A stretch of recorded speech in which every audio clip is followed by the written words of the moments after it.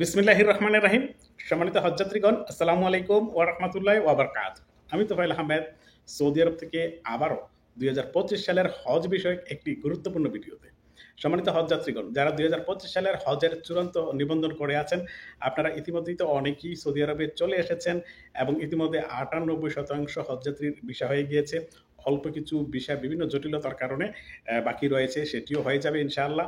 এবং সৌদি আরবে ইতিমধ্যেই কিন্তু ৩০,০০০-এরও অধিক হজযাত্রী পৌঁছে গিয়েছেন এবং বাকিরাও পর্যায়ক্রমে সৌদি আরবে চলে আসবেন ইনশাআল্লাহ। এবং সৌদি আরবে এই সংখ্যক যে হজযাত্রীগুলো এসেছেন, আপনাদের ভিতরে অনেকের লাগেজে কিছু সমস্যা দেখা দিয়েছে।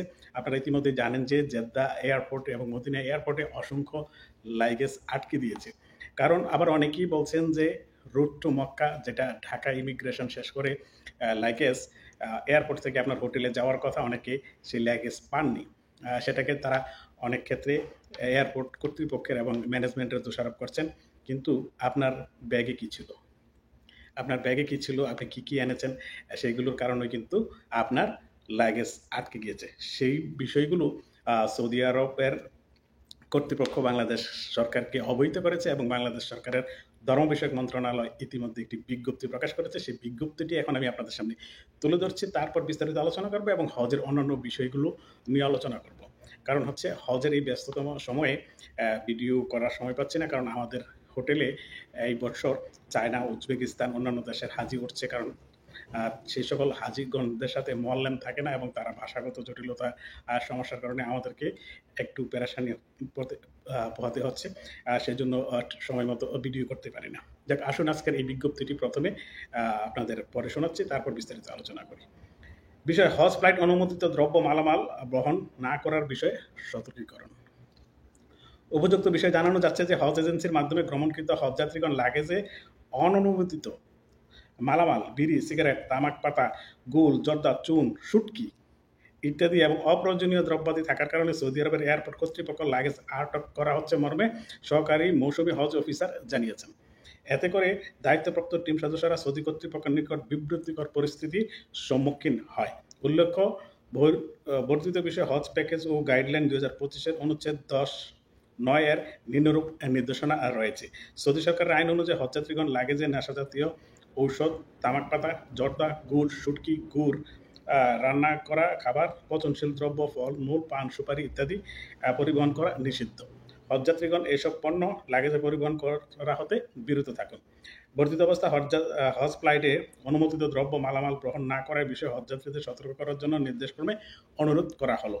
সুষ্ঠু হজ ব্যবস্থাপনার স্বার্থে বিষয়টি অতীব জরুরি। মামুন আল ফারুক উপসচিব ওনার স্বাক্ষরিত আকারে এই বিজ্ঞপ্তিটি প্রকাশিত হয়েছে।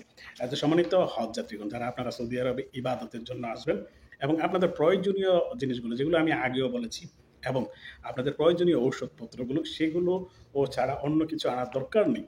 কারণ আমরা যারা সৌদি আরবে নিয়মিত আসা যাওয়া করি, আমাদের লাগেজও এই ধরনের পণ্য রাখা যায় না। আমি এরপরে অসংখ্যবার দেখেছি যে একজনের লাগেজে যদি সেটা পায় কোনো ধরনের তামাক পাতা, গোল ইত্যাদি, তারপর পরবর্তী প্রত্যেকের লাগেজগুলোকে কাটার দিয়ে কেটে। তো এখন হজযাত্রীদের সুটকেস কিন্তু হজযাত্রীরা নিজেরা এয়ারপোর্ট থেকে রিসিভ করে না। তারা এয়ারপোর্টে নেমে সোজা বাসে বসে যায় এবং সেই বাস আপনাদের হোটেলে নিয়ে যায়। এটা আপনাদের ইমিগ্রেশনে কিন্তু ঢাকায় শেষ হয়। তো এখন লাগেজ যখন তারা চেকিং করে সেটা পায়, তখন কেটে কুটে ফালাইয়ে দেয়। তখন আপনার এটা কে টোকাই আনে? কেউ টোকাই আনবে না।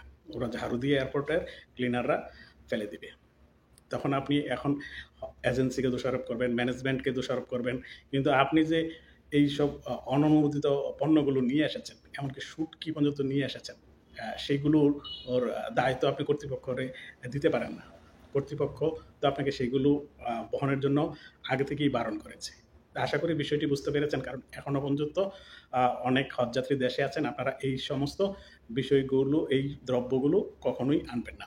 আর এই গত কয়েকদিন সবচেয়ে বেশি যে প্রশ্নগুলো পাচ্ছি সেটি হচ্ছে যে অনেকে ফিঙ্গারপ্রিন্ট জটিলতার কারণে ভিসা হচ্ছে না। একই পরিবারের 4-5 জন হজে আসার জন্য প্রস্তুত, 4 জনের ফ্লাইট পর্যন্ত হয়ে গেছে, একজন আসতে পারেনি ফিঙ্গারপ্রিন্ট জটিলতার কারণে। যাদের ফিঙ্গারপ্রিন্ট জটিলতা, এজেন্সি জটিলতা, যে কোনো জটিলতার জন্য দ্রুত আশকোনায় হজ অফিসে সেখানে কমপ্লেন করুন। কারণ হচ্ছে সেখানে কমপ্লেন করলে তারা সময় পাবে দ্রুত সমাধানের জন্য। কারণ ধর্ম মন্ত্রণালয় তৎপর, ধর্ম মন্ত্রণালয় আন্তরিক। আপনারা অনেকেই সরকারকে দোষারোপ করে। আমি ধর্ম মন্ত্রণালয়ের হজের ক্ষেত্রে আন্তরিকতার কোনো ঘাটতি নেই। ধর্ম মন্ত্রণালয় চাচ্ছে যাতে প্রত্যেকটা হজযাত্রী সৌদি আরবে যায় নিবন্ধিত। তাই আপনি তাদেরকে সময় দিলে তারা সেটা সমাধান করতে পারবেন, এবং সময় পার হয়ে গেলে তাদেরকে যে কমপ্লেন করলে কিন্তু তারা সেটা সমাধান করতে পারবেন না। কারণ বর্তমানে সবকিছু টেকনোলজির উপরে নির্ভর হয়। অনেক সময় টেকনোলজিতে সমস্যা দেখা দেয়, সার্ভারের সমস্যা দেখা দেয়। টেকনোলজি এবং সার্ভার অনলাইনের কাজগুলো কিন্তু যখন কোনো একটা কারণে সমস্যা দেখা দেয়, সেটাকে যত প্রেশার ক্রিয়েট করা হয় সেটা কিন্তু আর হয় না। তো সেটাকে ম্যানুয়ালি সলিউশন করতে হয়। তাই ধর্ম মন্ত্রণালয় সেই টিম করে রেখেছে ম্যানুয়ালি সলিউশন করার জন্য। ইতিমধ্যে ধর্ম মন্ত্রণালয় কিন্তু সৌদি আরবে অবস্থিত বাংলাদেশ রাষ্ট্রদূতকে নির্দেশনা দিয়ে রেখেছে যে হজের সমস্যার সমাধান প্রায়োরিটি আগে। সৌদি আরবে দায়িত্বরত বাংলাদেশের রাষ্ট্রদূত সব সময় সৌদি হজ উমরা মন্ত্রণালয় যে কোনো বিষয় নিয়ে সরাসরি কথা বলছেন এবং সমাধানের চেষ্টা করছেন। তাই আপনারা ভোগান্তির শিকার হলে, অন্যান্য সমস্যাগুলোর শিকার হলে দ্রুততম সময়ে কমপ্লেন করুন, যাতে করে কর্তৃপক্ষ সেটি সমাধানের সময় পায়। কারণ সৌদি আরব কর্তৃপক্ষ শুধু সেটা নিয়ে বসেনি, ওরা আইন শৃঙ্খলা থেকে শুরু করে আবাসন, খাদ্য, নিরাপত্তা সব কিছু নিয়ে ওরা ব্যস্ত সময় পার করছে। সৌদি আরবের স্কুল কলেজের ছাত্ররা পর্যন্ত এই মুহূর্তে স্বেচ্ছা সেখানে কাজ করছে। আপনারা দেখেন লক্ষ লক্ষ মানুষের এই জামায়াতটাকে সুষ্ঠু সুন্দরভাবে করা তোলার জন্য তাদের কতটুকু পেরেশানি হতে হয়। তাই এই ছোট ছোট বিষয়গুলো আপনার জন্য, তাদের কাছে এগুলো ছোট হতে পারে, আপনার জন্য বড় হতে পারে। তাই এই বিষয়গুলো ও কর্তৃপক্ষের দৃষ্টিতে দ্রুত আনেন, যাতে করে ওরা সমাধান করতে পারে।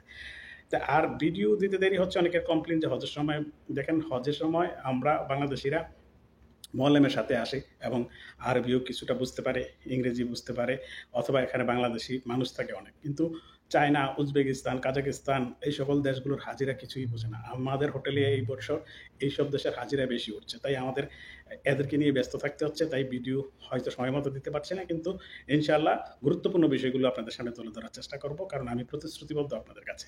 আশা করি এই বিষয়টা একটু ক্ষমা সুন্দর দৃষ্টিতে দেখবেন, কারণ আমার প্রফেশনেও তো প্রথম প্রায়োরিটি দিতে হবে। সবাই ভালো থাকুন, সুস্থ থাকুন, নিরাপদে থাকুন। আল্লাহ হাফেজ। আসসালামু আলাইকুম ওয়া রাহমাতুল্লাহি ওয়া বারাকাতুহু।